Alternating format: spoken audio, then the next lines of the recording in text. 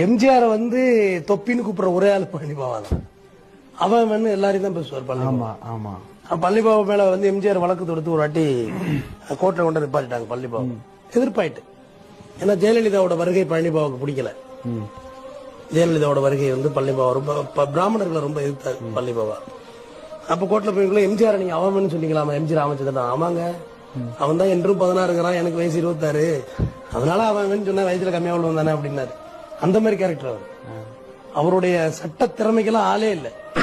நான் அப்படி சொல்லிட்டேன். ஒரு என்ன கோர்ட்ல புடிச்சு கூட்டிட்டு போய் அப்ப நீ முதலமைச்சர்லாம் வாடா போடான்னு சொல்லலாமா அப்படின்ட்டாங்க.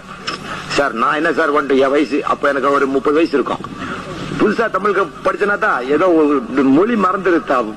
பல இடங்கள பல மொழி பேசுறேன்னா தான் எனக்கு மறந்துருது. கேட்டான். அப்ப நான் சொல்லிட்டேன் சார் அந்த ஆளு தன்னை என்றும் 16ங்கிறான், நான் 25 26 வயசு, அதனால என்ன சார் போ சார் அப்படின்ட்டு.